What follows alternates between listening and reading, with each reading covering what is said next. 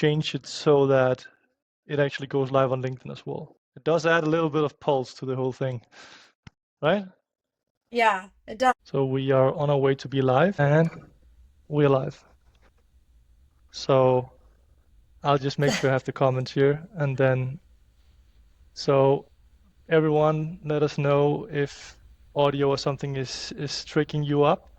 Otherwise, welcome to the show, Leadership Geeks Unplugged. Today we're so lucky to have Jessica with us. She was actually one of the first people I had in mind when we started the show because you have some really interesting original thoughts on a lot of the stuff that I know I care about and a lot of I'm sure the listeners care about as well. So I'll let you introduce yourself in a second. Just to introduce shortly what we'll be talking about today. People have probably seen or read some of what we'll be going through. We'll start with your book, Yeah. um, Built for People, People Operations as a Product. Exciting to hear a little more about that. And then diving into performance reviews, performance assessments, how to manage goals, and how leaders should manage goals, and whether there are some frameworks and ideas we can help get along the way there. So that's all the stuff that people can look forward to. But Jessica, will you give us a short introduction to yourself? Yeah, absolutely. Well, thank you so much for thinking about me for this show. I'm really grateful whenever someone does. So yeah, my name's Jessica. You can call me Jessie. I am the COO of a company called Talentful. We are a managed services consultancy that works in the talent space. So we work with large enterprise tech companies primarily, building full talent teams for them and embedding them within their company. Prior to that, I was the COO of a company called Whereby, which is a video platform based out of Norway, but fully distributed all over the world. I loved Whereby as well, just to be Oh, honest. it's a beautiful product. It really is. And then I obviously have like a long history before that in people, operations, talent, legal kind of space. And yes, I wrote a book. My book came out last year. It is called Built for People. It's about the idea of people ops as a product. And exciting, I think this has only just got shared today on the Troop podcast, actually. But I actually just got the contract for my second book I'm working on. So very exciting. That's awesome. But Congratulations. yeah, thank you. Yeah, very exciting. That But must be the goal of the first book, right? I mean, of course, to have no. built like, I mean, to some degree, it means people actually really enjoyed and really found the first book valuable, useful. Well, yeah, I think I finished the first one and I was like, never again, basically. And Oh, really? yeah, it's like, I mean, I think everyone should write a book. Like, it's a really interesting process because it's just, you don't do very many creative things in your life that you have to spend like 2 years basically thinking about. And I think at the end of it, I was just like, it was long, it was hard, it was tough. But the process of after writing the book, when you get to like talk about it with people and see how people feel about it and their opinions and stuff, that's really fun. I really love all of that. And yeah, so anyway, but yeah, the first book. So it's People versus the Products. If you've heard me talk about this a million times, but it is essentially the idea that your company is building three products at any one time. You have your consumer facing product, obviously, so that is laptops if you're Apple, or razors if you're Harry's Razors, or whatever it is you're selling to consumers. And probably like 70% of your team is spending the majority of their time thinking about that product. Um, you actually have another product which you would be very familiar with as a founder and a CEO, which is the financial instrument that your company represents. And you have to go take that out on the road and sell it to people, whether that be venture capitalists or angel investors or PE at some point, or if you want to potentially put your company up for some kind of exit. And you have to constantly be thinking about like the value of that financial instrument, that financial product you're creating. And then the final product is, of course, the employee experience, which I analogize to a subscription product. Every month, your employees are choosing to subscribe to this experience that you're creating for them. And until the day they hand in their notice, it's your responsibility to try and make sure you're maximizing the value of those subscriptions. And I make an argument that if you work in a people operations role, you can really think about your job like a product manager in terms of how you think about problems and solutions and output metrics and the funnel and all these other kinds of things. And how is And that different from how they think today, in your experience? yeah, so I think, thinking about the Just his. teeing you up to throw traditional HR under the bus here. That's a little unfair, but No, I feel like I I'm have a joking. reputation for being mean to HR, and I'm not. I work in the like people and talent space. I have been Don't doing it for a worry. really Like long Camilla, the time. last episode, she said I hate HR. She said to Really? people, yeah, but I don't know. A little controversy is fine. Yeah, I think like so. If you think about the history of where HR kind of came from, it's a pretty old function, really. Like it's old and very baked in like legislature and unions and a bunch of other stuff. And I particularly talk about like the kind of history of HR from like to be open with you, like an extremely kind of Eurocentric, colonized kind of version of HR. And like there is some interesting work coming out of other countries and continents. Like there's a professor in the Netherlands that talks about African employee relations and HR, which is a completely different space, but I'm going to talk about this very much from the perspective of like Eurocentricity. But basically, it kind of started with like labor movements, child labor, like there were these people, women really, that were going in and making sure that people were taken care of at work to some degree, and then eventually companies started clocking on and realizing like, oh, if we don't just stop people from dying at work, but actually make them feel better at work, maybe they'll be harder workers. And there's a bunch of like kind of chaff on the internet where people talk about like Henry Ford invented a great workplace. I don't think that's actually necessarily true, but there definitely is some level of at that period of time, there Maybe these for maybe yeah, at this period of time, definitely something that like is starting to emerge a little bit more like how we think about HR was starting to exist. This is like quite an old kind of function and an old kind of I guess area of expertise within a business. But eventually what happened is around 1994, I think it was, the Ulrich model was invented. The Ulrich model made a lot of sense in the space and the time that we worked in back then. This idea that you have like kind of shared services and very siloed parts of work, and some people kind of interface with leadership and some people interface with like the workers. This all made a lot of sense, I think, back then. Um, but also think about how much the world has changed. Like the Ulrich model was like, built in a time when I was still printing and scanning documents and sending them out to people's houses. Like, so of course we needed an administrative function. If payroll was still someone literally stamping checks, then like, yes, we needed someone to be doing those things. The world has changed really significantly. I think we talk about like, we get to 2015, 2016, and like Google HR, people operations started to become the cool way to do things. The Ulrich model kind of fell a little bit more by the wayside, and it became about like people business partners and snack walls and perks, and that was like kind of took the world by storm. Beanbags at work. And then I think we hit another big kind of change inflection point in 2020 when all of that started going by the wayside because it doesn't matter how many beanbags you have if you're working from home, right? So people had to start thinking about a whole new thing. We saw this really strange dichotomy exist where HR leaders started to kind of try to recreate snack walls and beanbags in a remote setting by doing like Zoom drinks and stuff, and people got tired of that very quickly. And then a whole new kind of thing emerged, which is that we have to kind of create these experiences around working that people feel very bought into. It's almost like democratized leadership. Like it's very, very different than what it was in 1994. And then another big thing happened very, very soon after, which is we hit a really tough economic period where sustainability became more important than ever. And HR teams are being told they really needed to think about outputs, performance, the kind of value added relationship between an employee and an employer, even little things like these kind of, I'm sure you've heard about them and talked about them, but like engineering farms where someone will like apply to a job, but it's actually not them. It's like a group of 5 engineers in a remote offshore location that they're kind of offshoring. All of this is really changing the way that we're thinking about how do we manage teams, how do we manage people.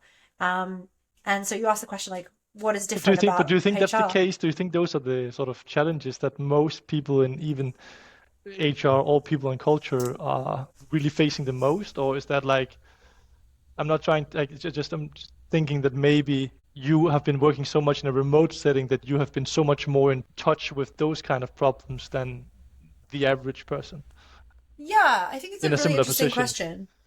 So I think there's a Like for example, I've obviously never a been working in a fully remote company, and we've chosen consciously to be an in-office first, have an in-office first culture here, just because we didn't know how to yes. operate in a remote context necessarily, and we also enjoyed having the office and a different type of togetherness at least. And because of Yeah. that, I'm also biased by just my experiences from that, I think. Yeah, absolutely. I think it makes a lot of sense. Like, I guess this is probably a good kind of little tiny segue into the idea of like the marketplace, right? Like, so if we take the idea of the people as a product concepts to like kind of its fuller extent, that means that work is a marketplace, right? Just like any other marketplace for performance assessment tools, a marketplace for soft drinks, whatever it is. Like hundreds of different options exist, and you have to pick which one's most appropriate for you. Which means that even within your own myopic view of like what is happening within my world, that marketplace, that macroeconomic shifts are still impacting you somehow. You may not be like fully cognizant of them. You've never worked in a remote company, but I strongly believe that there are behaviors and changes that are happening either within you as an individual, within your team, that are being driven by the fact that macroeconomically within the employment market, remote work is a really hot topic. No doubt. Um, yeah, and I think the same is true for things like offshoring working and salary. Like, yeah, maybe you haven't personally experienced any of that, but I No, can but almost especially for us, for guarantee that, example, because we are like a knowledge workplace, right? But if yeah. you are a mechanic, Mm. then probably to a lower extent. But I do think that there's like conversations that are being brought up around that. I mean, here's It's a still great impacting. example. It's still impacting them, like, Completely. and also because The market impacts. it's impacting their expectations. It's impacting their cultures. Finance is no Yep. longer here. Basically, I'm not wanting to promote Elon Musk's views I was necessarily, just about to bring up that dumb but he video of him. brings it Yeah. up that he brings it up, right? Our technicians, they need to be here. It's not fair that he doesn't think it's fair that all of the sort of operation staff or back office can just come and go as they please. Yeah. And like that was like, exactly actually what I was going to bring up, that video of him saying like it's a moral issue. I don't know if we need to get into whether or not it's a moral issue or Elon Musk's politics, but I do think what is interesting is like, yes, people that are in traditionally like in office or in location roles are still going to be somewhat influenced by what is happening like macroeconomically in the employment market, right? So I do think it's important to be conscious of those things, because even if you're not consciously facing that problem, you might be seeing behavioral shifts or even like philosophical changes in people's mindset that are driven by something that's happening external to you, and within this kind of like broader market. And I think this is kind of one of the big things that you like. The original question is like, what do I think is different about how I talk about things or how I approach things, and what more traditional HR has been doing or does do. And I think traditional HR has kind of been focused largely on the idea of like serving the business as a service center, a like support function. And I don't like love the word support function, but like it's a service center for the business. There may be some elements of understanding like market changes and what's happening within a broader employment market. You see this in talent, for example, employee value propositions. What are we doing comparatively to our competitors? And in things like compensation, right? What are we paying comparatively to our competitors? Actually, I think that there's a big shift now, like, globalized workforces, a much more kind of fluid market of employment, much greater choice. A lot of people have a lot more choice. And also a philosophical change about how we view work, particularly as knowledge workers. And this is actually what my topic for my second book is about, is like, if a person if I'm saying that work is an experience that you're opting into, it's not just an exchange, a fair exchange of labor for money anymore, right? It's also like I'm picking this job because, yes, it's money, but it's also I want to work on this specific product and I want to work with these people and I want to be remote or I don't want to be remote. Like there's choices I'm making for my life as well, this experience that I'm giving to myself. And I actually think you can push it one step further. And Dart Lindsley is a person that came up with this, and we talked about it on his podcast.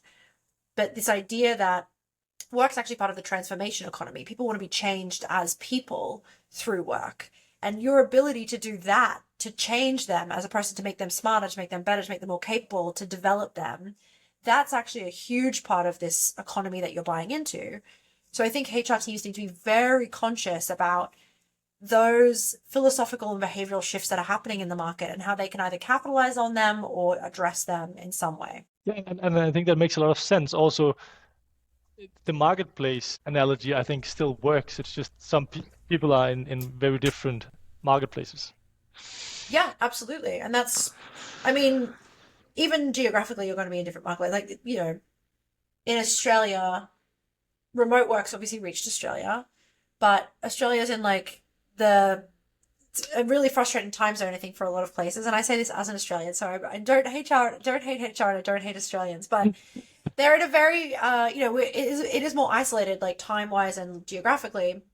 And it's so funny. Like I will talk to my mum, and someone asks, like, what does Jessie do for her job? And mum's like, Jessie works on the internet. Like the idea of there being a whole millions and millions of economy people working in the economy that were in knowledge workers that actually just work on the internet is like still completely untouched to some people, right? Because of their work experience or their age, their location, or where they, what they've done in their past working life.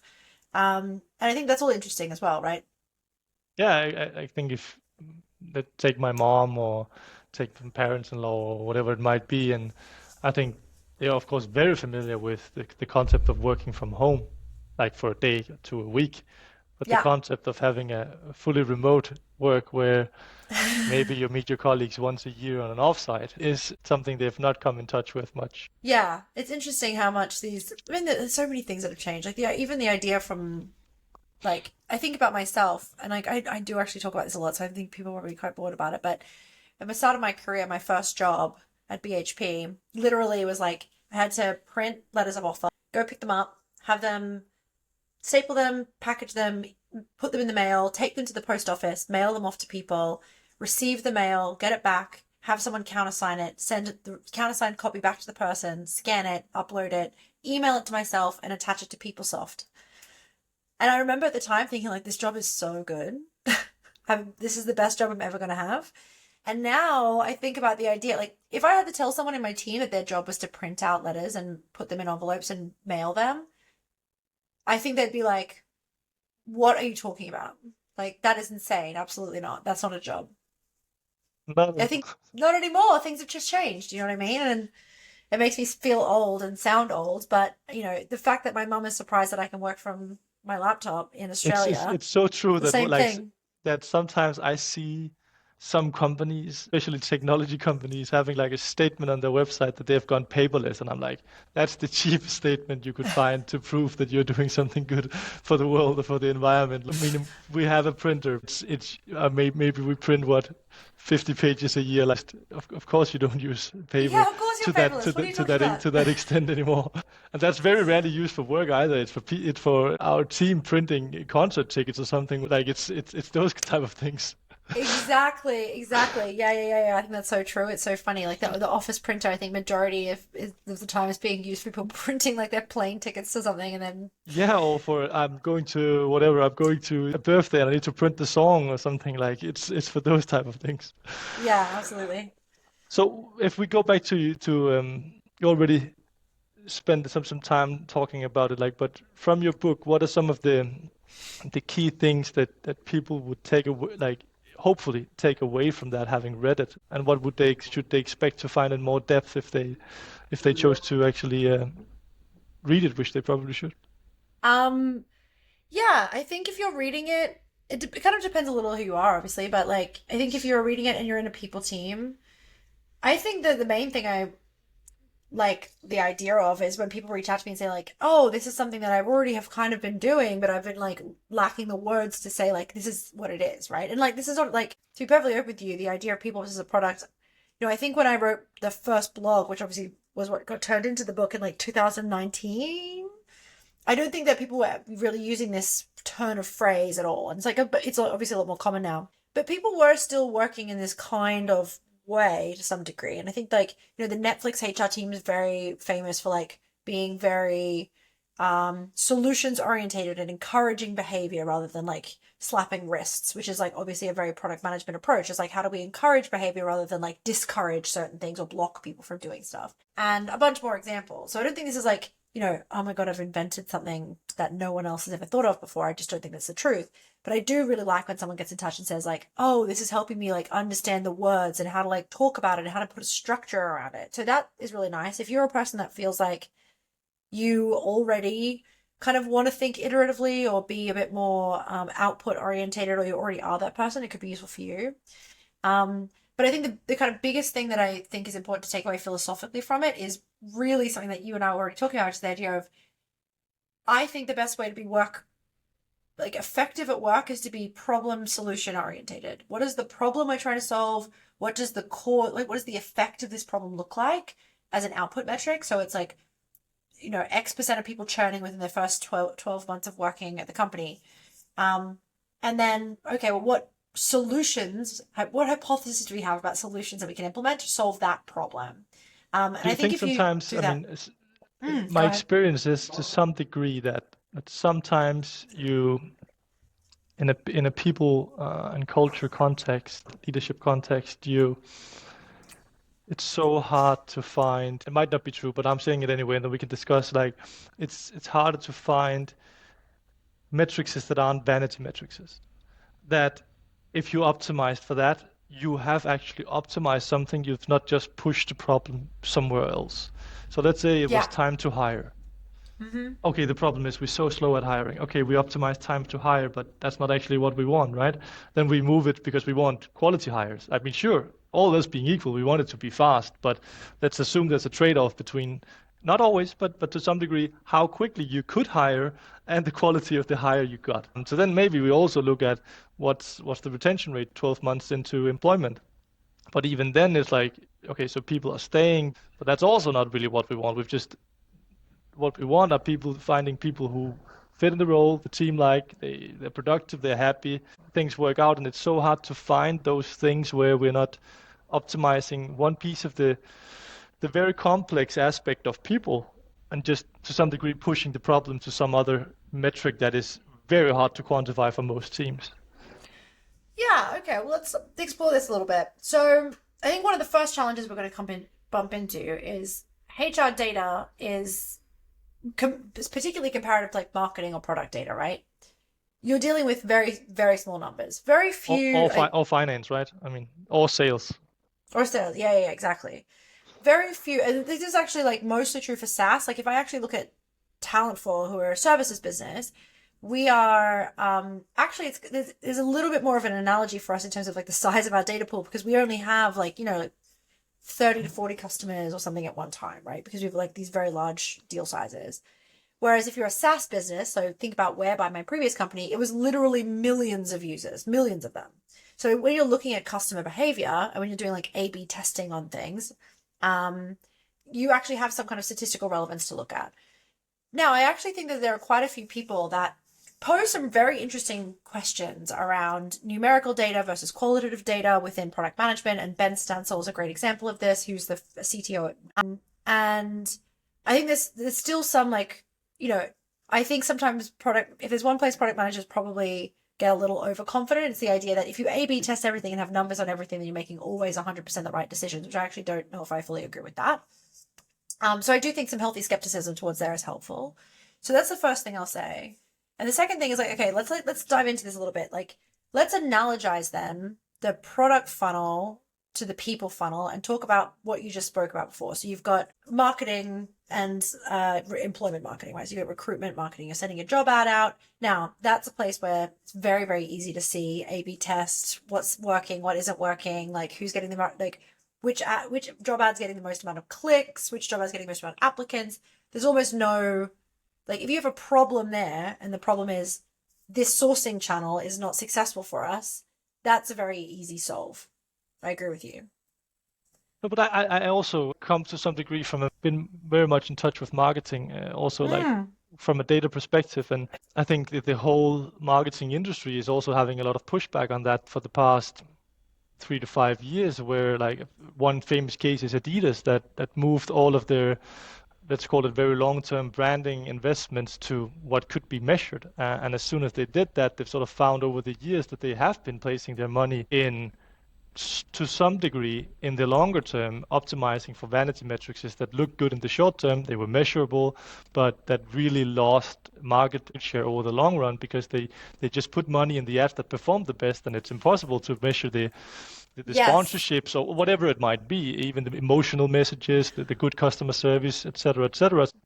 Attribution modeling in marketing and what metrics actually matter have, I think, to a much larger degree moved to be more intuition based Yeah. This is in the actually exactly past what I was three going to to five say. years. Okay, sorry then. Yeah, I exactly. No, no, no. I think you and I are on the exact same page.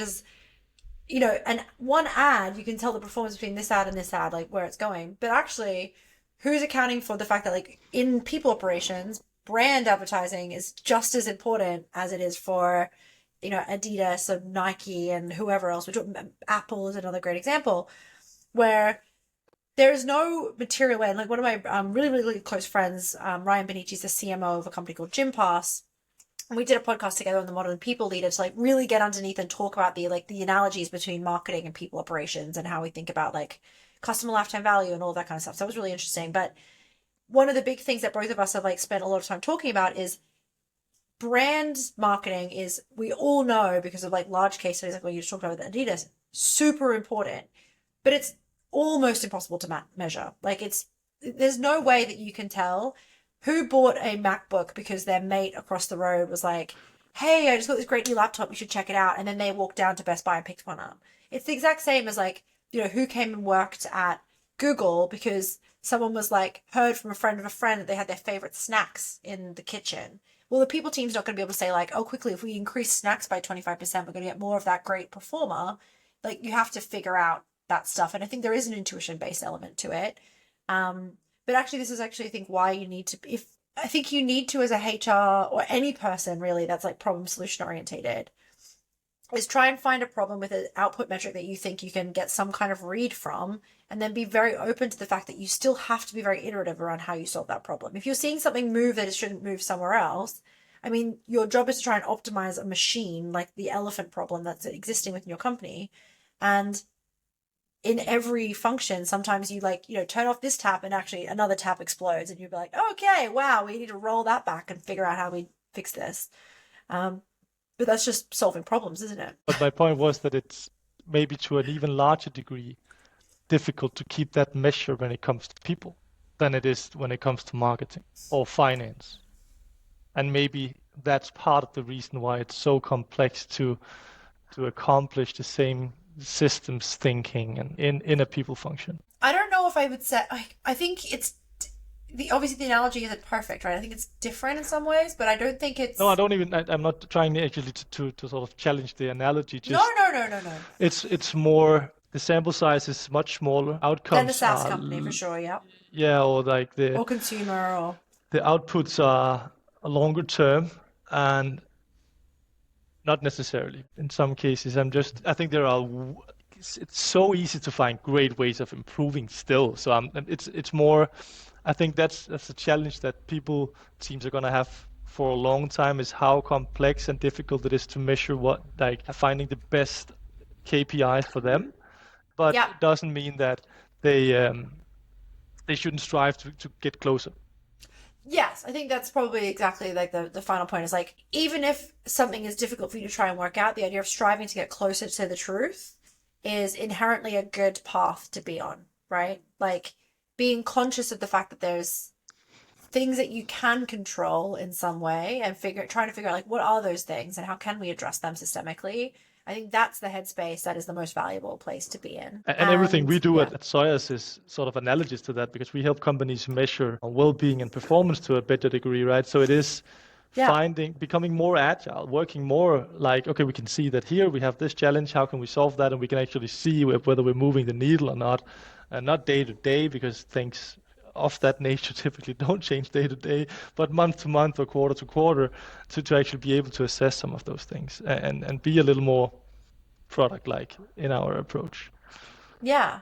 It's a hard problem, but I mean, obviously the other thing that is relevant to this is like we all now work, we've just been talking about this, we're all paperless now in white collar industries, and that is making things very easy to measure certain behaviors and like certain like user tracking on like the cloud software for the HR space is getting much better, much more kind of report analytics focused.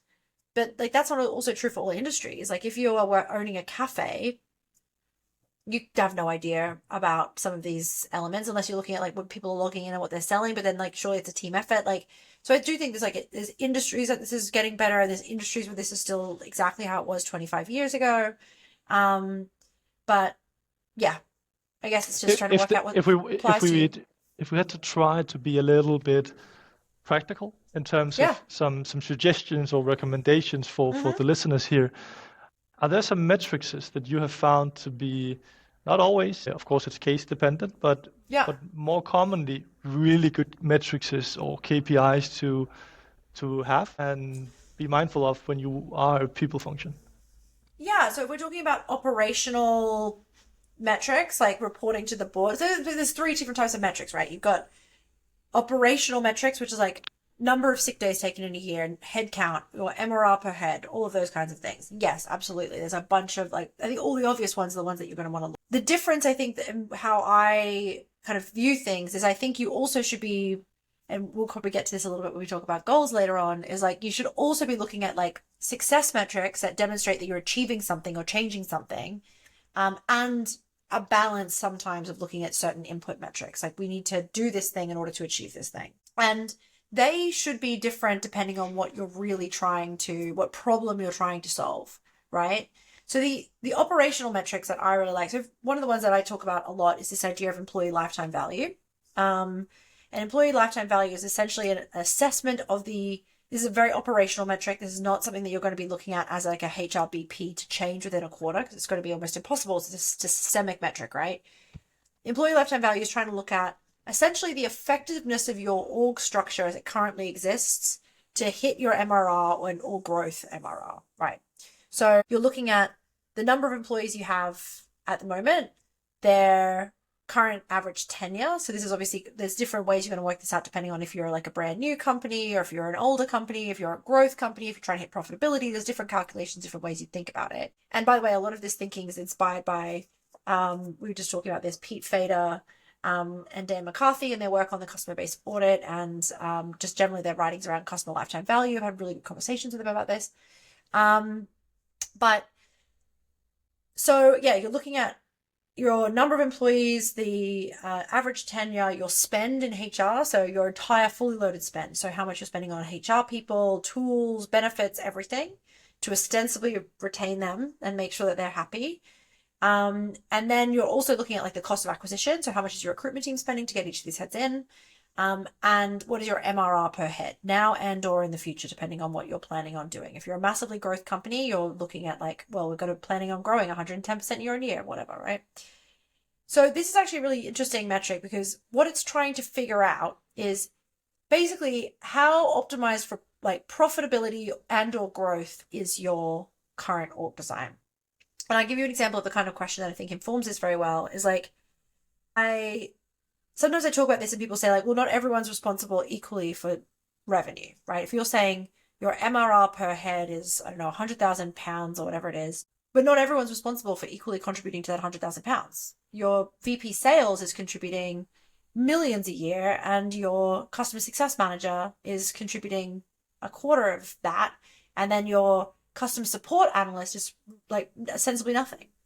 Maybe they're just retaining some. And my question then is like, okay, fine. Well, if your VP sales is the one bringing you millions of revenue every year, why don't you just fire everyone and hire 50 VP sales? And the answer is like, well, that's ridiculous because 50 VP sales isn't going to make us more efficient. The VP sales needs their EA. Otherwise they can't book those meetings and they need those 4 SDRs. Otherwise they can't get the leads. And I think that's actually like almost the nutshell of what the job of the people team is when it comes to org design is how do we make sure that all of these heads are equally ostensibly responsible for trying to deliver this MRR, that we're retaining them for as long as feasibly possible, and they're performing as well as they possibly can as a cohesive group. Well, technically, ELTV should be the way that you're getting at that on the macro. We It's have a very long a explanation. we have a strategic framework we call like we start with and it relates like nearly one to what you're describing. We call it the people equation, Oh, I love it. and Okay, great. people are our equation, and it's like there is to some degree who or recruitment. There is like what, and that is performance, and then there is how long, which is retention, and then that's on the top of the equation, and on the bottom you have cost, like Yeah. operations, Mm-hmm. and we use it as a theoretical model. We never calculate it on for a company, and when we explain it, it's like, okay, so imagine you have an apple farm.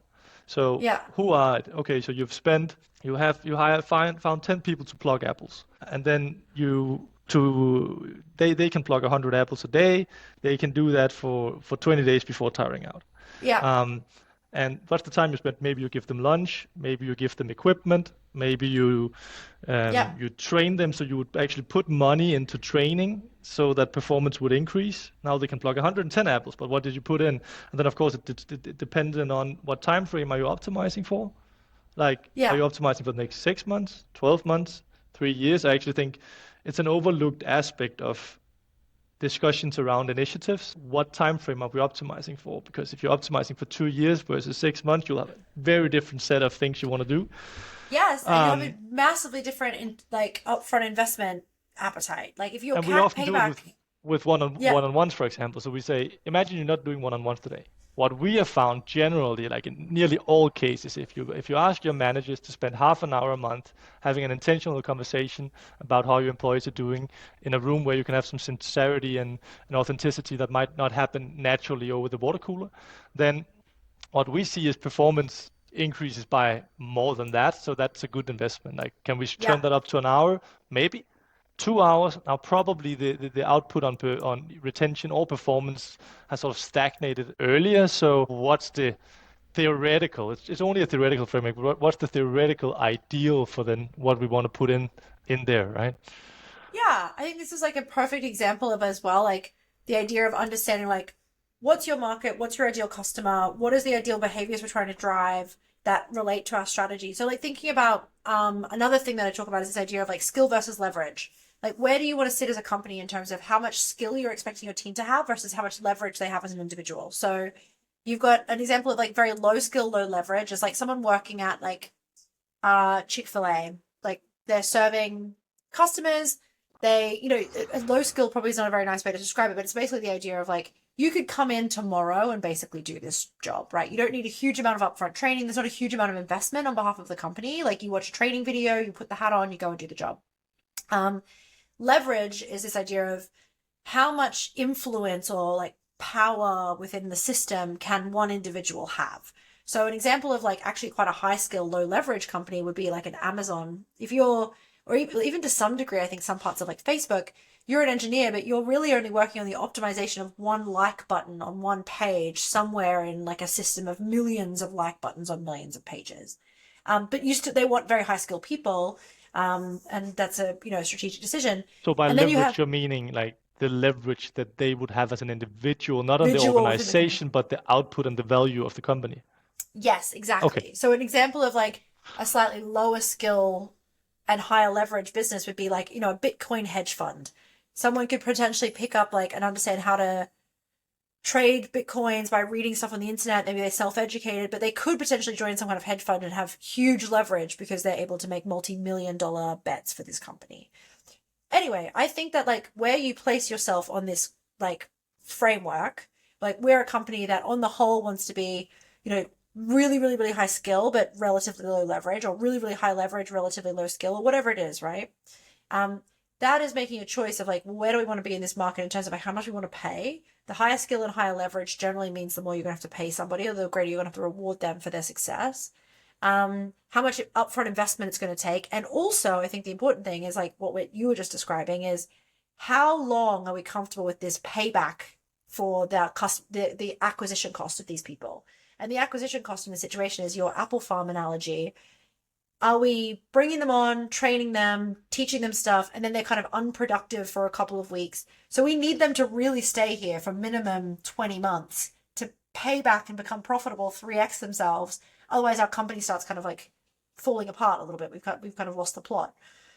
The same thing is true with our knowledge worker employees. Like if you're spending $20,000 to attract someone and bring them in, and then $25,000 training them, and then they're not really effective for the first 3 months because your company's really high leverage, high skill, very difficult to understand, super complex, then you're going to have to keep that, and you're paying a lot of money. You have to keep them around for like 3 or 4 years before you're really seeing that payback, which is going to have massively different implications around things like, do we have regular one-to-ones? How frequently are we doing performance assessments? How frequently are we sitting people down and doing a review? How frequently doing offsites?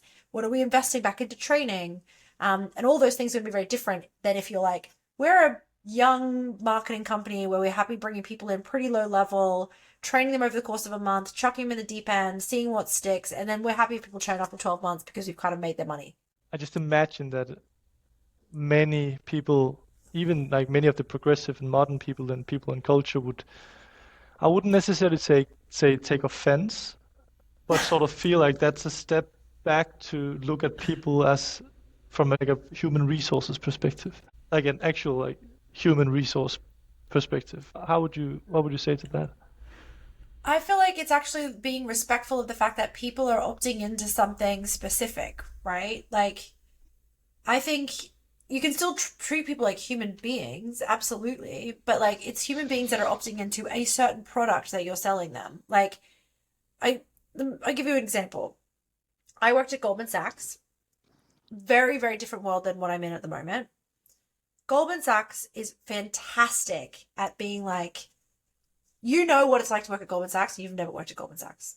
You know that like everyone for somehow has like this kind of like intrinsic in their bones. They understand like a corner office. You get an executive, you get an EA at a certain level. They understand like kind of like it's long hours. It's pretty intense. Everyone kind of has this feeling of knowing exactly what it's like to work there.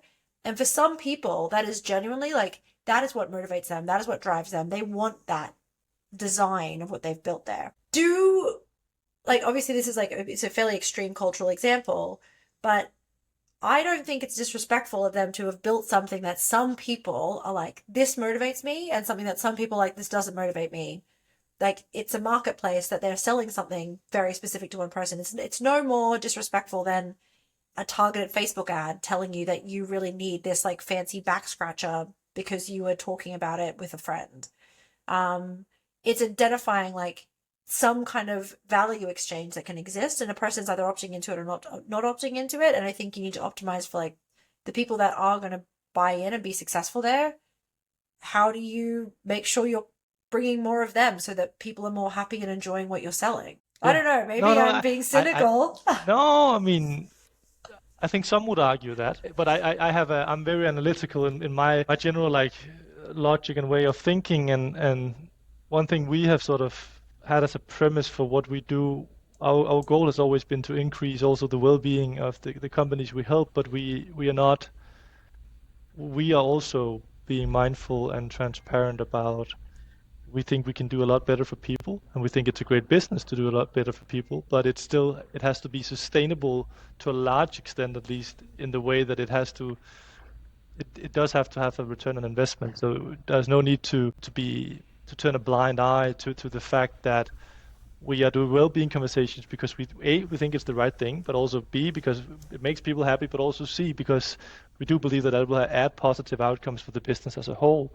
And it has to fit all three boxes to, or at least it has to end up with some sort of optimization that is sustainable. And I do think some companies are willing to sacrifice commercial success to a larger extent than others.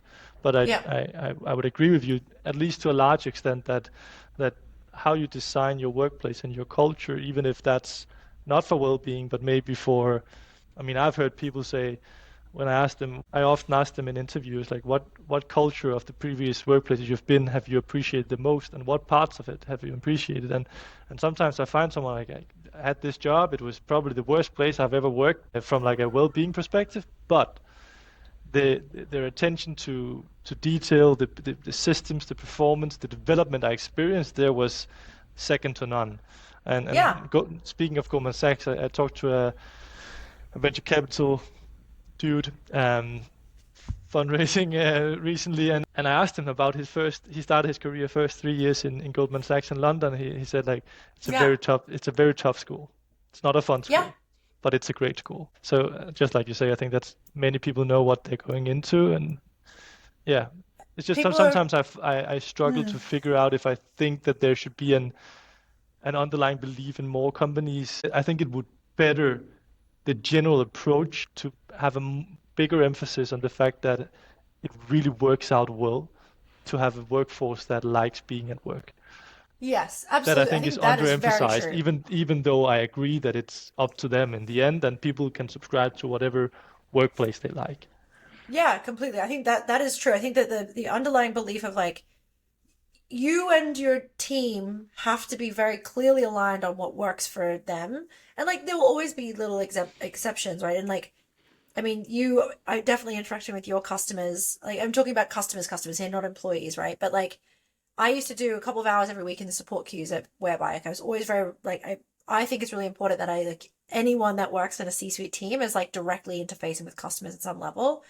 And you see this yourself is like when you get into the support queues, you have customers that are otherwise very happy that will say like, "Oh, I want this insert completely implausible, never going to happen, very low level. This would make my life a lot better if you implemented this feature." And you have to as nicely as possible say like, "Thank you so much for the feedback. We'll think about it." But you know like that's probably not something that you're going to ever do. Like even in like a in your customer cohort or your employee cohort, even if you're very clear about your strategy, you feel like you're very clear about what you're trying to build with your roadmap, you'll also still have people sometimes who are like, this other thing would make me really happy, or this other thing, or this here's a suggestion. It doesn't mean you need to do all of those things, but I think the idea that you need to have a customer base which on the whole is very happy with what you're building now and what you're planning on building in the future, and you need to have an employee base on the whole which is very happy about what you're building now and very happy about what you're building in the future. And sometimes it's a you problem and sometimes it's a them problem, and you need to be good at figuring out like, is this us, we're just not doing this well for everyone, or is this them, actually maybe they've just changed in their lifestyle, or maybe they've, you know, maybe something that we've implemented doesn't work for them anymore. um but you still need to be thinking about the system as being like one that makes both parties efficient, happy. Makes sense. I think that was a lot of a really good conversation now, a really good first 45 minutes to get us started on all of this this stuff. Let's try to transition to one bit of this equation, and even like we discuss, we typically say underperformance. There are you could say we say three different people battles. First one is ramp up. The second one, so Yep. onboarding, but more Yep. ramp up. It's not about people getting in like set up and assist like in Gmail. It's their ramp up time before they can be Yep. a productive member of a team and feel like they're contributing. The second one is development, skills development. Is there development required to do your job better or more efficiently? And the Yep. third one is like, we call it leadership, but really what we're talking about are like the systems that you have in place as a leader or as an employee in a team. Yep. So like some of the frameworks and the ways of working, it's more intangible than the other two, and it's not development from a employee wishing perspective. So it's not from a well-being perspective. It's like, are there skills we need our people to know? Like, because I'm not saying that some of the people in the apple farm don't want to pick apples faster, but it's probably more a performance requirement for the business than something that they like woke up like, oh, I wish I could pick 10 more apples a day.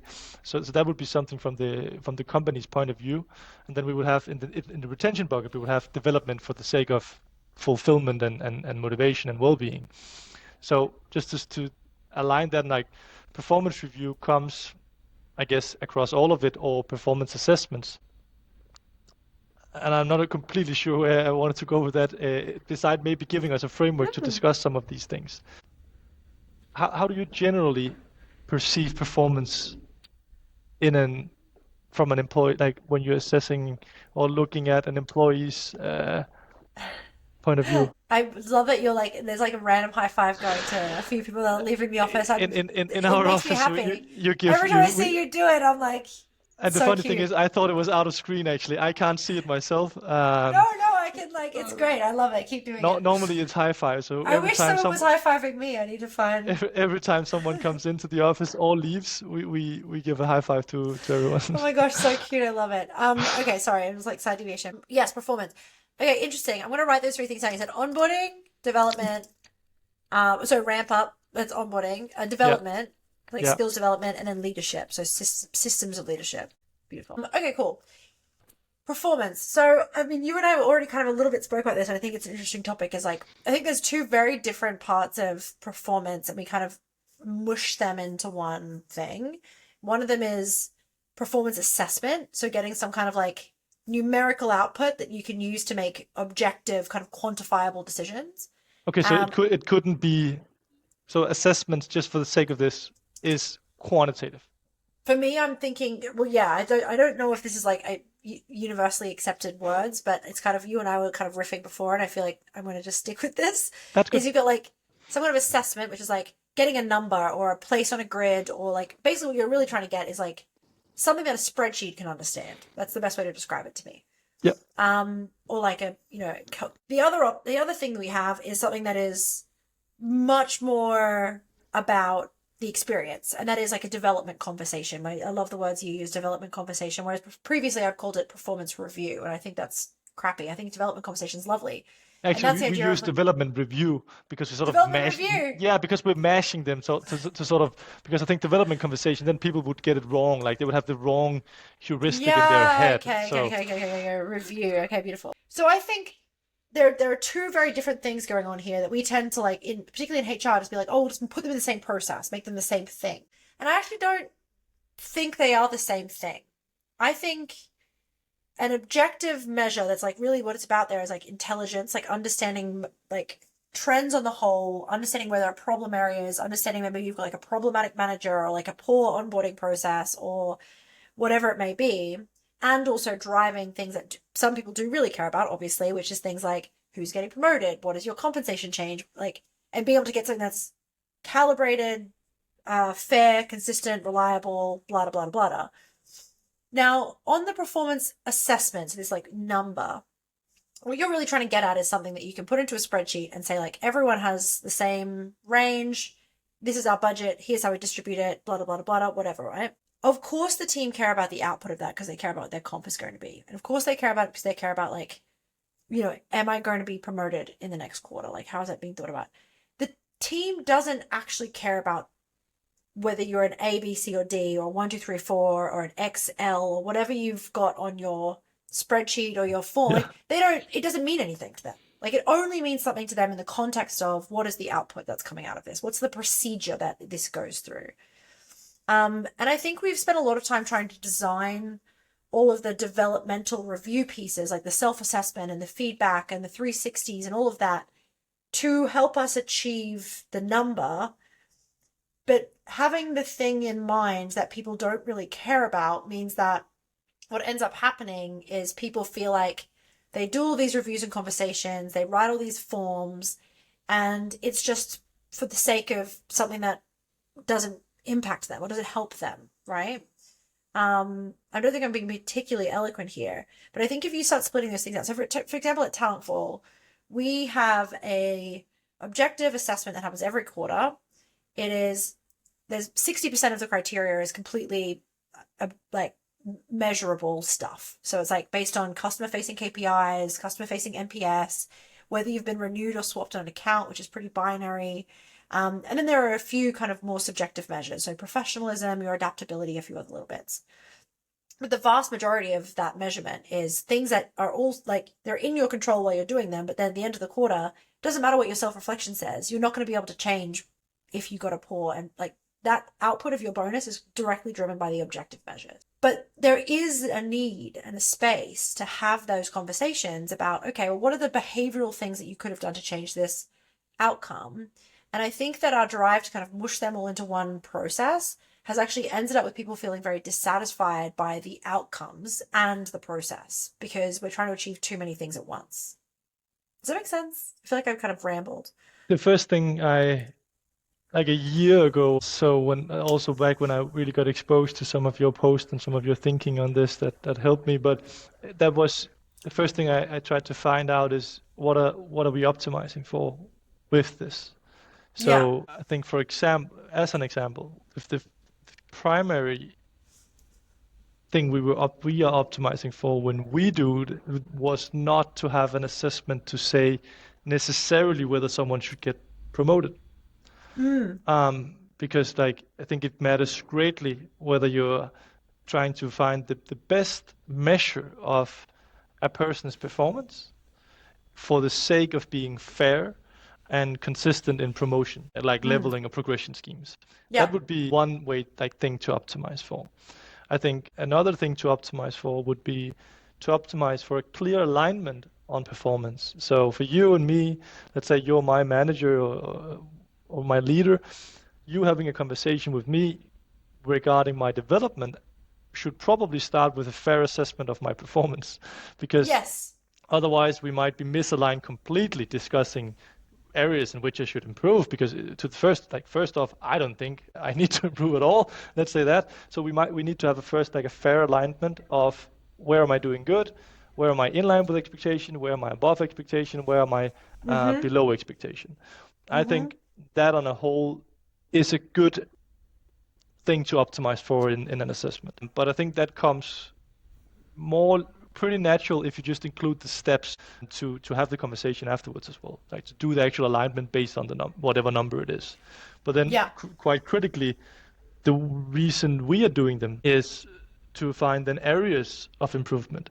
So to use some sort of quantifiable measurement to help figure out, is it collaboration I need to work on? Is it critical thinking? Is it how I'm managing my work and delivering work, prioritizing my work, etc.?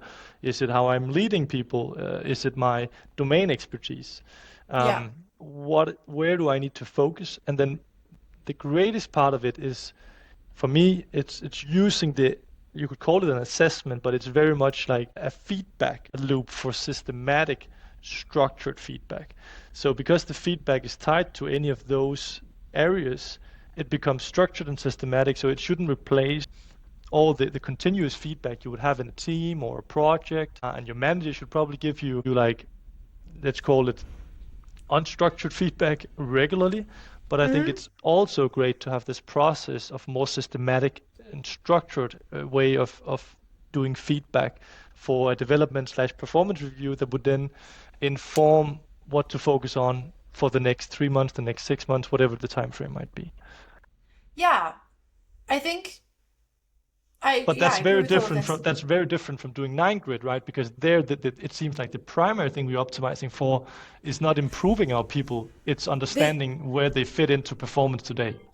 Yes, okay, perfect. I think this is exactly what I was talking about. Is okay, so we were talking about jobs to be done a little before. So if anyone's listening and you don't know what jobs to be done is a framework for product management where you're trying to work out like what is the job that this thing is trying to do? What is the outcome that we're trying to drive? Basically, that's the best way to describe it. The clue is on the tin. Jobs to be done. What is the job to be done? Yeah, I can give an example maybe. So Yes, that would be great. if you want to figure out in which areas an employee need to improve, Mm-hmm. then there's no, in my opinion, the way my logic works is that there's no reason to do what's often called a gap analysis. So let's say you Uh-huh. ask people to review me, and I've also set myself where I think I fall on the scheme of things. Mm-hmm. If in reality what we use to determine where I should improve is what are the expectations for the role and how am I doing, then there's no need to hit me in the head with the fact that I overestimated myself on a specific topic. It does nothing for the job to be done of figuring out and helping me improve in that direction. Exactly. Exactly. So I think it's a great example. And I think nine box, the job to be done that ends up being done by nine box is what we're talking about here, which is assessment of like a number. It's to get a number that we can compare against everyone else's number and kind of calibrate a mass group of people. The job to be done that it does not do categorically is help someone really understand what am I not doing well? Like, but particularly the version that is potential and performance. I don't think people really understand what it means. I think having some kind of like grid mechanism, whatever it is, the you can create versions of, and I think Whereby actually did a very good job of this. There's a lot of user research that went into one that we built, and ours was essentially a nine box. It was actually a five box. So it started in the center. The center was perfectly aligned, which meant that you're like the two things we were looking for in our quadrants were your ability to kind of independently grow, which is very important for Whereby strategically because we're a fully remote company, and we're also hours agnostic, which means people were working whatever hours they wanted, which worked very well for us. Like not great for everyone, but again, we're in a marketplace where we specifically wanted this type of person that was strategically right for us. And if you are working independently in, I don't know, Mole in Norway, and then your boss is in New York, you're going to have to be able to like figure out problems and grow and independently make those things happen. So that was one of the things that we cared a lot about. And the second one was like your ability to perform within your role. So that was like objective measures of like, quality of your output, your OKRs, those kinds of things. And we said like you start it perfectly aligned. We presume that you're exactly where you need to be. And then we look for evidence that tells us whether or not you've moved somehow away from this. Now, on the jobs to be done, on my end, what I saw was a number A, B, C, D, 1, 2, 3, 4. So Christian's a D4, which means he's doing really, really well. Jessie is a D2. She's not doing very well in growth, but she's doing pretty well in performance.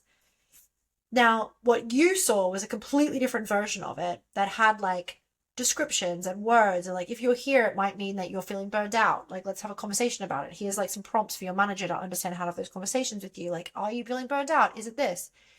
Same tool, two very different Interface. interfaces. Yeah. Exactly. And I think what we've kind of done a little bit in HR is try to put all of these things in the one interface where people are somehow seeing where 1 to 5, your exceeds expectations, and that means you get a 2.5% increase and blah, blah, blah. But we're using all of the input interface to drive that outcome rather than trying to inform what does this mean about this person? What does it mean conversationally? Where does this place them in their headspace and what they need to learn? And I think this is like the trying to figure out like what jobs are you actually trying to do with these things you're building? And is it even possible to do both jobs in one interface? And the answer for I think a lot of companies is like no. Hi. He was in and out. So yeah, that's kind of how I think about performance and development.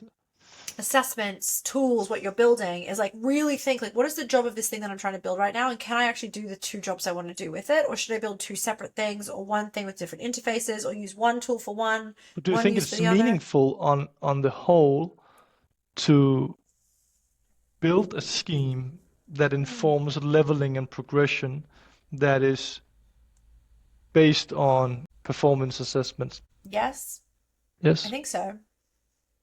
I think so. because I think or why the thing is I what I like mean. about the thing I like about performance assessment, and I think this is like probably kind of telling of the kind of people that you and I both are, is I like quantifiable things that are like okay. So research says that two things people really care about when it comes to compensation and progression is distributive fairness and procedural fairness. Right? You have a certain amount of money or a certain amount of influence or a certain amount of roles or whatever it is, and you're distributing those things fairly evenly. So an example of distributive injustice, maybe isn't the right word, but here we go, would be we have a bonus pot of $100,000 and we gave the CEO $92,000 and everyone else in the company split the eight. So even if you have a fair process, the distributive outcome was unfair. It's like trying to get as close as possible to something that feels leveled based on, yeah, maybe the CEO will get slightly more because they're in a more senior role. Or actually we say maybe the sales part, like the VP sales gets a higher commission than the head of sales. But the idea is that they shouldn't get such a materially far away place that distributively it makes no sense. Like people find that unfair and then that's going to cause them problems. The second thing that people really care about is procedural fairness. Is the process that we use to get to those distributive decisions procedurally, do I understand it? Is it fair? Is it consistent? Is it reliable? But I mean, in my opinion, fair is one thing. I think what you're aiming for is to be consistent. Well, that Because I think is fair what is so people perceive as individual. fair. Like, I think, don't you think most people would agree that as long as we're being transparent and consistent, then that's all you can ask for? No, not necessarily ask for, but like fairness in the end will be to the most degree be like assessed by most as fair. It's just I think many would look at even the most advanced like compensation leveling progression schemes and be like many would find large degrees of it unfair, I think. Maybe. But at least it would be consistent and transparent. I think if something is consistent and if something isn't consistent and transparent, the way that someone would describe it would be unfair. But I mean, this is also I'm just using the terminology that the research talks I about. agree. So it works one way, not the other. You cannot get fairness without consistency, and but transparency. but you don't get fairness from consistency by default. No, I think that is true. I think that's a fair statement. But I mean, the research that says that the two things that people really care about when it comes to these kinds of decisions is distributive fairness and fairness in this context. I think it's fair. I think it's reasonable to say is It is. I transparent, mean, consistent. I think reliable really is the one big thing. Like, can I trust that this is the ongoing pattern that I can you would also see? find that in society as a whole. Like there are many studies from economics, like Paul Krugman or others, like the data on too polarized level of the distribution of income doesn't lead to very happy places. So Exactly, so and I, so that's I distributive so, fairness. so Yeah. exactly. So I do agree. It was just to say like just whether we are. I guess we are to some degree optimizing for fairness. That was just what I was challenging. Yeah, yeah, yeah. I think that's a fair challenge. So, oh yeah, that's right. We're looking at this. So, if people really care about distributive fairness and procedural fairness when it comes to like promotions, like compensation, bonuses, whatever it is we're talking about, and that those things have to be the outcome of some kind of process, right? Whether that process is actually we just evenly distribute everything because we're a co-op, that decision is still the process, right? Whether it's a simple process or a long process. And one of the things I really like about performance assessments is that it's a necessary tool in order to inform a merit-based performance like process, like that to get to distributive fairness and procedural fairness, you need to have some kind of measure that people can perceive as being so rationalized, consistent, reliable, comparative. so in the companies that you have seen this works successfully, it plays a major role in distribution of payroll budget. Yeah, absolutely. I mean, you can see this in like companies that I mean, look at Facebook as a great example.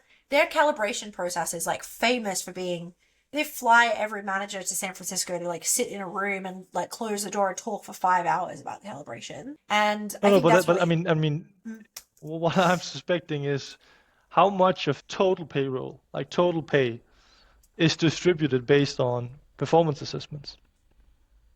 what do you mean total pay? Do you mean So let's say we give discretionary bonuses based on performance or something along this line, right? yeah? You have some sort of bonus structure.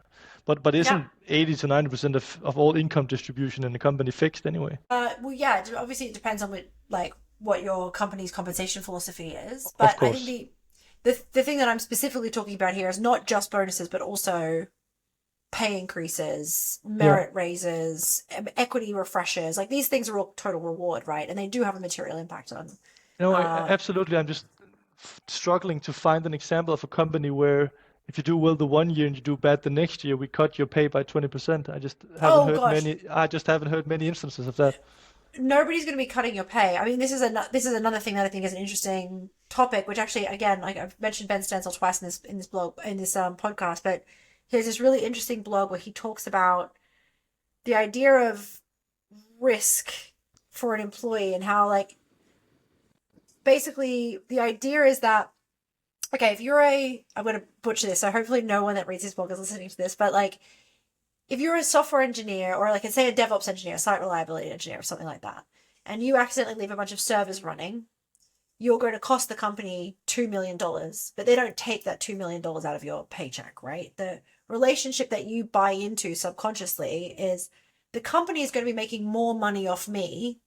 So if I know for, as a fact, like, and we talk about this in like employee lifetime value to CAC payback ratio, and you should know this also, Christian, because like you running a company is like you're bringing people in and paying them a salary, which is materially lower than what the value is you're actually going to make out of their labor. Like that's just a fact of capitalism. But what they're getting is the security of a salary that doesn't get nudged down, even if they make a mistake.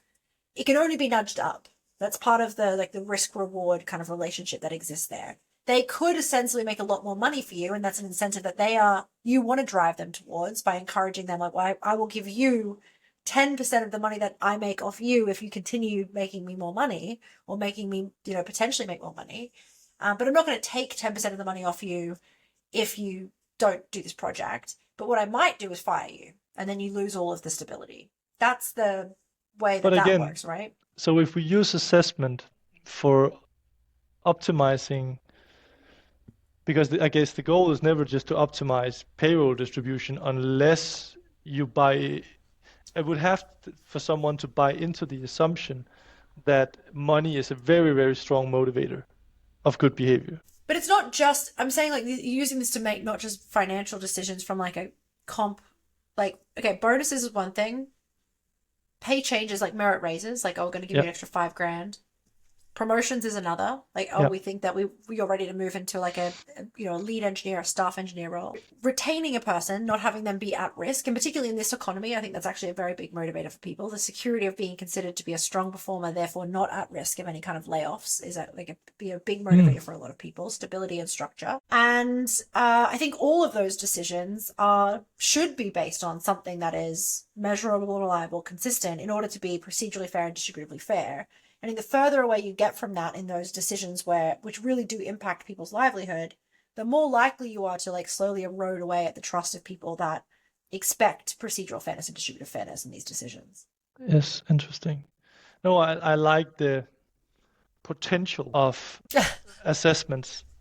No, because I've also developed it internally here with our Yeah. team where we haven't rolled it out yet because we're not a big company. We're just moving ahead Yeah. of the curve to sort of put ourselves in our customer's shoes as well. We have a leveling framework where it's also dependent on the scores of the development review, which is an assessment, right? So where we use it to align expectations. So if you are in an associate role, which is like you're more probably graduated within the last few years, and you've beginning to find your ways as a professional. Next level would be professional.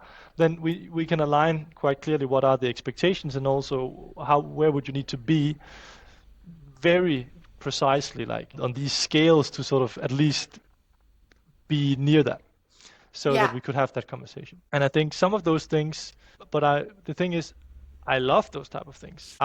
I'm just not 100% convinced that it optimizes most efficiently for what you want,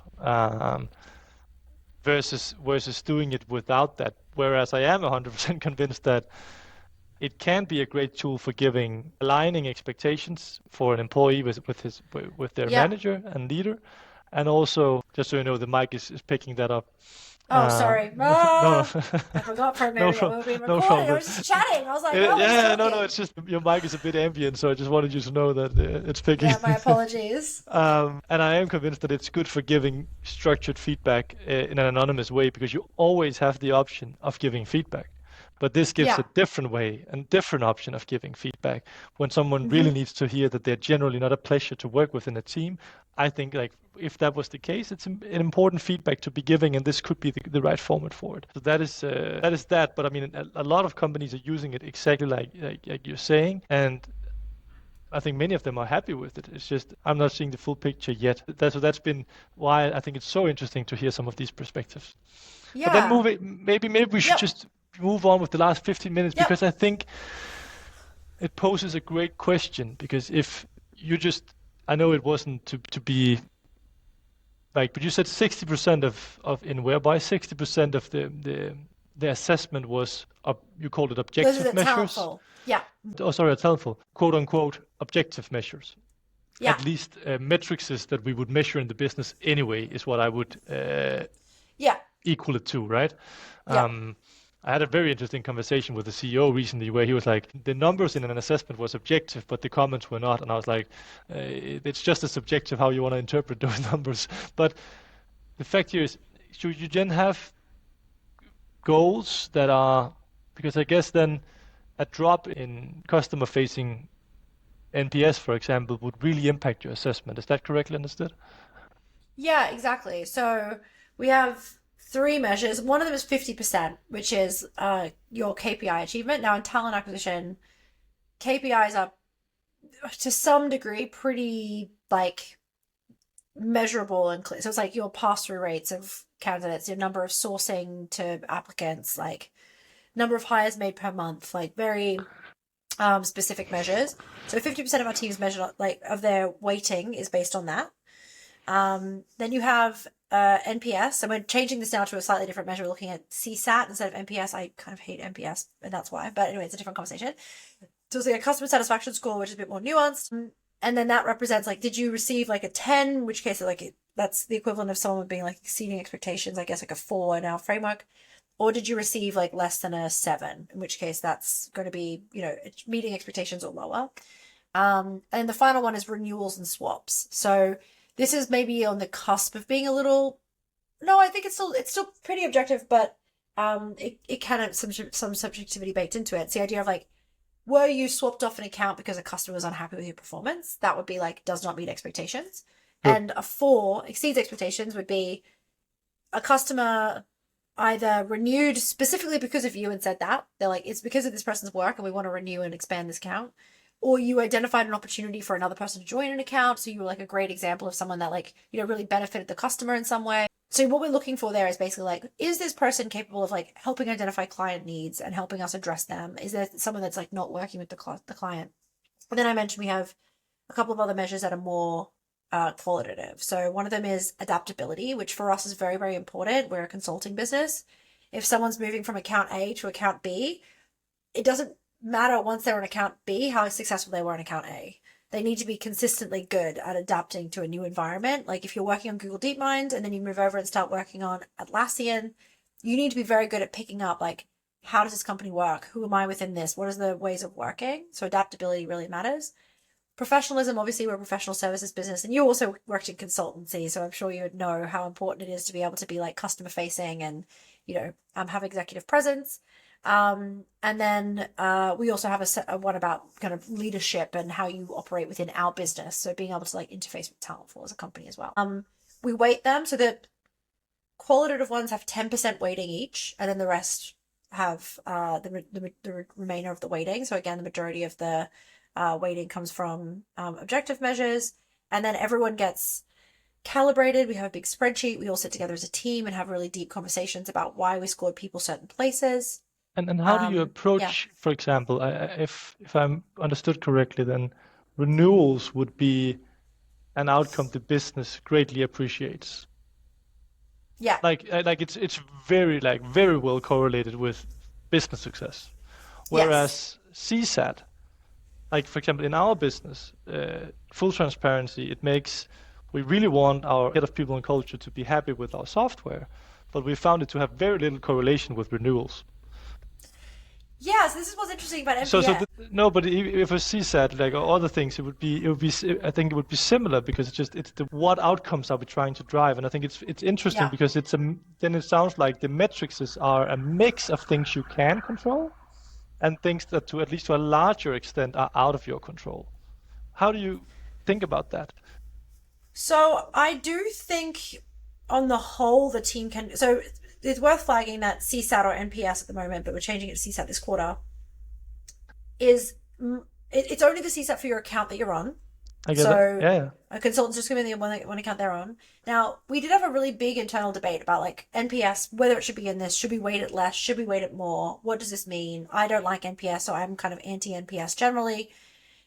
What we boiled it down to, which I actually think I think it's a compelling argument, so I'd like to hear your perspective on it. A very large portion of Talentful's customers and revenue comes from word of mouth and returning clients, right? They go away, they come back. And that's because of the nature of the work we're doing. And you would know this if you're working consulting as well. It's like customers don't need consultants year round all the time. They need them when something comes up and they're like, oh, we need to augment our headcount, right?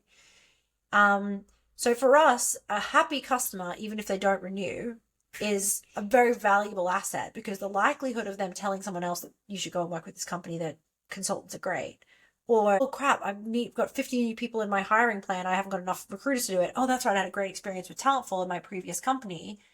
That is going to be very beneficial for us long term, right? So But okay, that's how we so make that in. yeah, okay, so it's not the CSAT would like the customer satisfaction is not as it relates to the person who is managing the account. It's about the account as a whole, and this person Account as a whole, and then that your response. Okay, that's better. That's better. And I'm just saying that I would just assume that there would be many instances where very, very nice, well-intended consultants would be highly liked by Yes. the companies they help, but they are not managing to the same extent as this rude guy or rude girl over here to drive results for the business. And Yes. which of those would we rather have? And by having CSAT, you're sort of, I mean, do I really, really like HubSpot? Maybe I do, but like on the whole, I just think I'm locked in for many other reasons because they're great for our business. I love HubSpot because I just got off Salesforce, so it feels like a breath of fresh air, but I definitely know what you mean. Yeah, my point was more like satisfaction and results don't seem to always be correlated.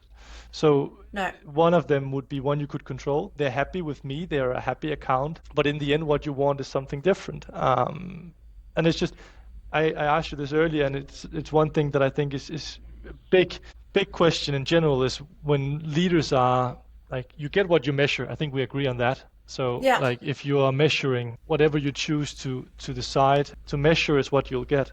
So if you ask people to have good CSATs, they'll work their ass off to have good CSATs. Whether if you ask them to renew, they would at least make sure that they were optimizing for that in different ways. And it's just how should you focus on goals in that regard versus things that are within your control but are not really what the business wants, but what we could expect of you versus or that you can control versus goals that are out of your control, but because typically business outcomes are to a larger extent at least out of a person's control.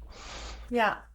I think this is a really interesting point, especially in relation to this, obviously. So, what is interesting about the CSAT versus renewals conversation as it relates to our business is, and like talking about this idea of like, if you do a fantastic job at Talentful, like the work is seasonal to some degree. When you have a hiring plan, there's work to be done. And sometimes when you've got no hiring plan, there's nothing to renew. So we want to balance the idea of, we don't want people to be sandbagging and like not making hires so that we have to renew because otherwise like the people aren't going to get their hires done, right? Which would be a version where someone has a very low customer satisfaction. Like, I don't love the work you're doing. I think it's a little slow, but I desperately need you because you keep And I think it's a being bad. delayed on making I these hires. probably picked a little bit of a bad example because No, no. I do think they're pretty correlated in your case. I was just, In our case. but I was just thinking of situations where tough love doesn't might get you the results you need, but doesn't give you the satisfaction that you would measure. Or and Absolutely. the same thing internally in a team. Like some of the people who say no the most might not be the most loved, but they might be the ones that get the most done. Just there's some asynchronicities there that I think are Yeah. interesting for which of them should you measure and how in general should you go about controllable input versus uncontrollable output. Yes, and I think the kind of point on this, I think, is where I wanted to go is at Talentful, this makes a lot of sense, right? Like the idea of like a renewal and a customer satisfaction are in kind of balance with each other to some degree. And your KPIs as well. Like these three things are almost like they are a system which, if all of them are doing well, they should be fairly symbiotic. Mm-hmm. That's not true for every place, right? If you're out there listening and be like, maybe I should do CSAT KPIs and something else, like, no, that's probably not what you should be doing.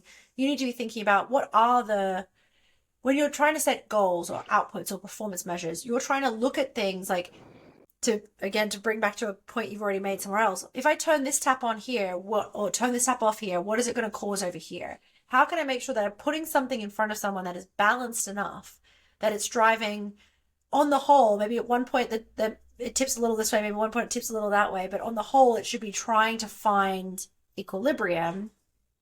That's what you should be looking at when you're looking at goals. And I think a great example of what we do at Talentful and we did at Whereby and they do at Amazon, a lot of places do this now, is a WBR, Weekly Business Review.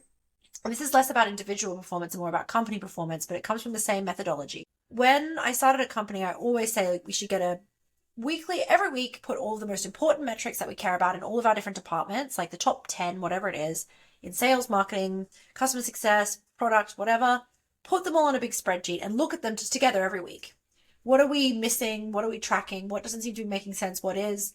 Because businesses are very subject to the elephant problem, this idea of like, if you see one part of the elephant, you think the whole rest of the elephant's there, whatever. And there are things that we've picked up in every company I've worked at that has done this, that without seeing what you're doing down here and how it affects someone else in a different team, you would never really have picked up that those two things are completely at odds. Or, oh, the better this gets, the worse that gets. That's interesting. Why does that seem to be happening? Is there actually a correlation here? Or is there causation? Like, what's happening? And I think you need to be having that same level of like rigor around individual performance as well as you do about like company performance. And again, like if you don't measure it, if you're not looking at it, you can't see. You're not. No, but it's also a very abstract question. But it's like, imagine you at Talentful. Now you've decided to breach into a new industry. Mm-hmm. So some type of companies that you weren't working with before. Let's retail. Doesn't make any sense, but let's say that. Yeah. And someone is charged with that. it's uncertain what to expect of them in terms of actual output, because if there Yeah. isn't data sets, like the data set isn't large enough to really know. We could just guess, and Not it's enough important to time. align, of course, on it. But should you then set input related goals, or should it still be output goals, and then we sort of glance over the fact that you're not meeting them at all? Yeah, I think this is a good question. Because I guess for many companies, it's not, even if you took, like, let's say, a 200-person company and you found the 20 sales reps they have, they would be so unevenly distributed, the performance they had, be based on experience, seniority, market, industry, sectors they're working at, etc. Is it better to just align on what's expected and then sort of try to assess that? And Yeah. like, and when I say expected, I mean from an input point of view, because in Yeah. theory, I like the fact of saying your goal is this, go do it however you'd like. I'm here to help if you need help. We have structures in place if you need help. But yeah, but you could also go about saying, we have these hypotheses, we have this work we want to get done, and if we get Hmm. that done, you've done your part, then we sort of assume that good things will happen on the back of it. Yeah. So I think that this example of expanding into a new market or something is a very good example because I actually do think this is a great place where it is just this and like big change. So the other place I think this exists is like we just did a huge restructure. There's a whole bunch of dead documentation, bad process. We need to like kind of completely scrape everything away and start again. I actually do think this is also another example of a place where you just say like it's input. Like we need to get from point A to point B as quickly and efficiently as possible. And then at point B, we have a bit more understanding of like what's really going on here. And then we can start saying like, let's start solving problems. But at the moment, the problem is we don't have it. So let's have it. Like we don't have retail and we believe that that's going to solve, maybe give us more revenue in the future. It may, expand our customer base, whatever it is.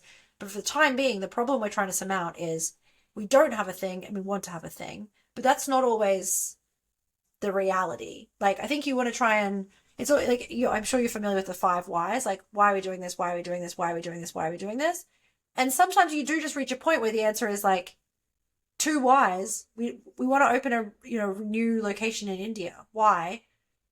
We don't have it, and we think it could be a good idea. Why? We've read market. Increase Yeah, top line. Yeah, it yeah. all It's comes just taxonomy wise. It always comes back to it lowest cost or it increases revenue. yeah, the two big things that every COO cares about. But yeah, and if you get to the point where you do the five whys and you only get to two whys, and the answer is we just think it might be a good idea, I think that's actually enough. I don't think you need to. I mean, I used to be much more dogmatic about input metrics. Like my old team will attest to this at Whereby. Like I was always like, no, go back, scrap it. Like it's not if it's an input metric, I don't want to hear it. Don't even bring it to me. Now Yeah, I'm a little bit more chill. I've also been more like, this is what we want. I don't care how we get there. We need to get to this point. And but the more you work in a startup and it becomes an experiment and a constant way of hypothesizing something, we believe Yeah. this is our key problem. We believe this is the solution. So now we'll go execute this with the thought that it will move the needle on this metric, and we'll learn either way. We've set learning goals, whatever, but this is the work that needs to be done. Now, if we do this, if you go do this, I'm not going to blame you for not getting the results, Yeah. which is so much of knowledge work nowadays, I feel. Especially I think at the stage that you're at, right? If Yeah, you're a exactly. Like if you're a 100-person CS department and you have 10,000 like customers, it's a very different thing. it's a very, very Um, different situation. Um, but yeah, I think that the idea, I think you want to, I mean, I say this a lot to my exec team and like, I feel like I'm more comfortable now. This may be like a nice way to kind of get to like a nice little conversation for us at the end, but like, I'm more comfortable now with the idea is like, you need to just be mostly right about your decisions that you're making. You don't have to be always right. You don't have to be 80% right. As long as you're more often right than wrong, you're moving in the right direction. So if you decide like this is a learning goal versus this is an actual like a success metric, as long as more often than not you're identifying the right choice and kind of moving broadly in the right direction, like that's enough, honestly. Making the right direction more often, making the right choice more often, making a wrong choice is already going to separate you from quite a lot of your competitors.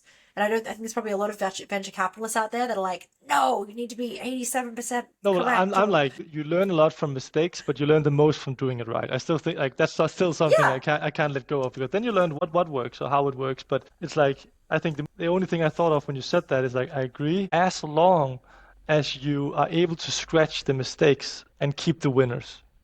So as long as you're able yes, to recognize if that was an improvement or not, because if you, even if every fifth design you do or every fifth experiment you do is only 1 in 5 are successful, as long as you get to remove the other four and don't continue along the road with them, then you are yes. building a ladder, Don't even if cling it, to your mistakes. Yeah, yeah, exactly. I think that's fair. I think that's fair. and having good measures, like you said, from a product perspective, did it move the needle or not? We didn't, like when you roll out a new policy for stress or whatever, did it lower stress in like, or should we try something else? Like, should we scratch that and try something else? It's Yeah, just is it as one actually example, right? sunk cost is a whole thing I think in people ops as well. When you're, I think this is actually true when you're an input orientated team. This is a thing that I do warn my team on. Is like when your goal is an input, you become attached to the solution that Ah, you've come up with, interesting, and it's interesting, very difficult for you to scrap it.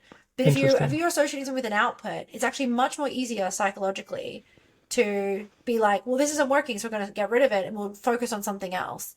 And I do think that's a thing that I'm always very cautious of. If I'm saying like, why, and the answer is we just don't have it, we don't have a go at it. I'm like, okay, but we really need to go deep on talking about like sunk cost fallacy, the idea of proximity bias to the work that you're doing, because if you're just focused on like get this done, you're going to be hurt if we say we don't like it anymore. It doesn't work for us anymore. It's a very cool nuance to think of. I hadn't thought of that. That's interesting. We have 2 questions left, and we can answer them Okay. quickly, and then we should wrap up because we're also already over time. So actually, I'm gonna get flagged for this. Like Hue Coelho probably had a question here. So how do you feel about using organizational network analysis to help inform performance cycles? Yes, great. I love this question. So I love O&A. I think it's really great. I think the technology around O&A is improving massively as well. There's uh, a team I've worked with in the past from Wharton that use O&A to do 360 feedback, and they are called Encompass Labs. Really interesting tool. And I think O&A is particularly interesting. I was talking to the VP talent at Box in a panel I was doing a couple of weeks ago. Um, I think O&A is really interesting around the challenge about onboarding and ramp up. I think looking at how connected someone is quickly and how good they are at like using the org to solve problems is actually probably a really good leading indicator of someone being successful in a company. Um, so anyway, yes, positive about O&A.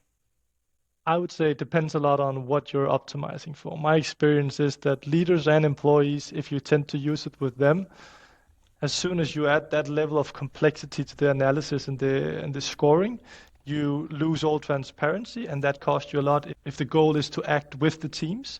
But if the goal is to get the best possible assessment of someone's performance for other purposes, then it's probably excellent.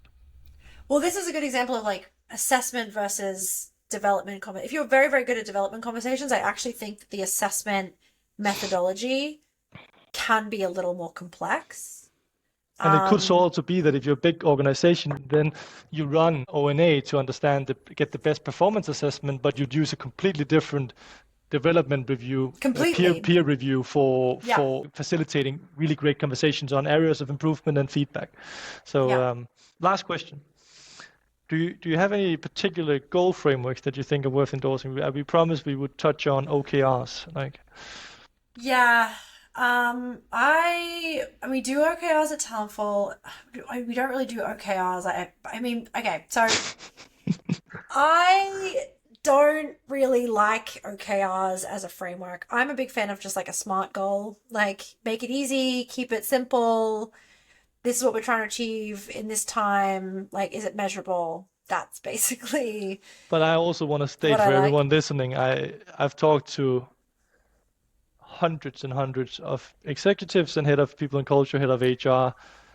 they use the word OKR interchangeably, and Yeah. if you watched Dell or Google the way it was originally developed and intended, that is not what most companies are doing. For a lot of No. companies, OKRs, you could equate it to quarterly goals, and Yes. then yeah. That's what we So do. okay, Yeah. yeah. So No, we and I have think instead a of lot do. So we also do quarterly exactly. goals and missions, Yeah. and it's like, but we don't call it OKRs, but some companies would. So it's also like, I think, Yes. be ready for OKRs in 2024 can be many different things. Exactly. I think this is completely true. And I think one of the things that people find difficult about OKRs is when you first start implementing them or someone comes to the idea of implementing them, you go and read all these articles and then you're like, okay, what's an objective? What's a key result? How do we do all the, like, this one leads into this and all of this kind of like, I don't think all of that is like strictly necessary. We have top line goals and our top line goals are managed by the executive team or like kind of we're accountable for them, right? Like our function should contribute to them. And then we have goals that are managed by our team, and those goals should ostensibly all feed up into some kind of top line goal. We have like a connection. Like so we say like this goal is trying to achieve this thing, but we don't say by what amount, anything like that. We just try to keep it fairly simple, and then we rate whether we achieved it on like a percentage scale. That's it. Hmm, cool. That's Simple. awesome. Jessica, it's been a pleasure. A lot It's of been a lovely conversation. Completely forgot we were recording this for a bit there. yeah, but that's the beauty of it. There will be 100 minutes of hopefully good conversation with some smart bits in between that people can enjoy listening to Yeah, both now and in the there was future. plenty of smart things. I Yeah, I think think so. hopefully. At least a lot of what we want: depth and nuance and perspective and things to think about and consider for how they do work in their organizations. So thank Lovely. you so much. Thank you so much. And thank you so much for making the time and chasing me up. I know we've had like a thread of emails going back for like months. If everyone's listening to this, that's organizing these things is hard, and Christian's been working really hard on it. So I appreciate you. Thank you. Thank you. I'll stop the live here. We'll see you in the next episode. Thank you, mate.